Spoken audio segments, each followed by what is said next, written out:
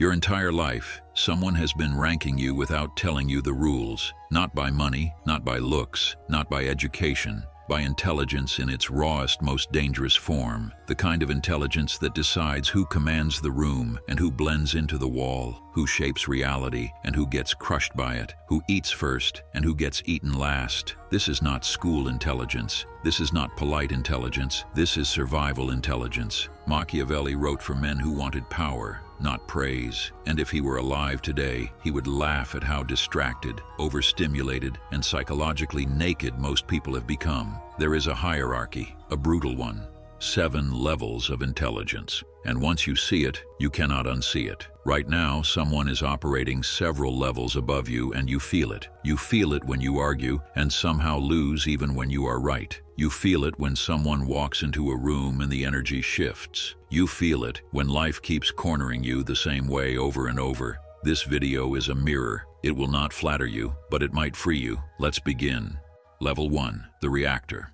This is where most people die mentally. The reactor lives entirely in response mode. Stimulus in, reaction out. No pause, no depth, no authorship over his own life. Alarm clock, phone scroll, work, food, dopamine, sleep, repeat. He believes his opinions are his own, yet they perfectly match the headlines he consumed that morning. He believes he is making choices, yet his behavior is identical to millions of others. Machiavelli warned about this man. He said the masses are simple and driven by immediate needs, making them easy to deceive. The reactor is not stupid. That is the tragedy. He can be educated, skilled, even talented, but his mind is outsourced. I once worked with a man like this. Good guy, hard worker, but every conversation ended the same way. Complaining about the system, the boss, the economy, never once asking how to position himself above it. He died inside 10 years before his body gave up. The reactor is controlled by fear and comfort. He wants safety more than truth, approval more than freedom. If you live here, life happens to you.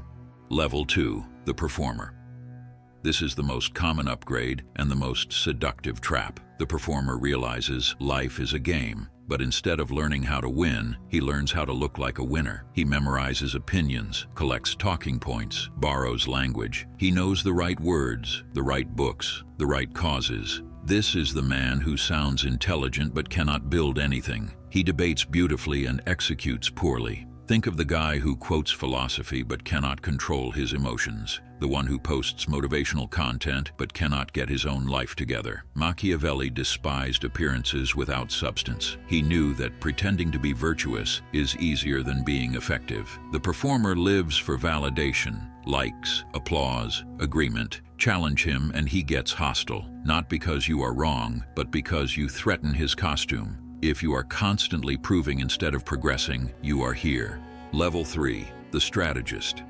Now things get dangerous. The strategist stops caring about approval and starts caring about outcomes. He studies incentives, power dynamics, leverage. This is the fox. He understands that rules are flexible and morals are often negotiated after the fact. He learns how to maneuver through systems rather than obey them blindly. This man climbs fast. He reads people well. He knows when to speak and when silence is more lethal. He knows that most authority figures are insecure and easily managed, but there is a cost. The strategist trusts no one because he assumes everyone is playing the same game. He becomes hyper-vigilant, transactional, isolated. I knew a businessman like this, sharp, wealthy, always calculating. He won every deal and lost every relationship. He slept with one eye open and called it success. Level 3 gives you power, but no peace.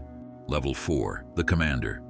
This is where intelligence becomes force. The commander stops reacting and starts imposing. He takes responsibility, makes decisions others avoid, absorbs pressure. Machiavelli said it is better to be feared than loved when you cannot be both. The commander understands this instinctively. People follow him because he moves with certainty. He creates order where others hesitate. Think of characters like Thomas Shelby or Aaron Yeager when he stops asking permission. But visibility is dangerous. The commander becomes a target. Every failure is public, every weakness amplified. His power is tied to energy, presence, and momentum. He is effective but exhausted. Many men stop here and burn out.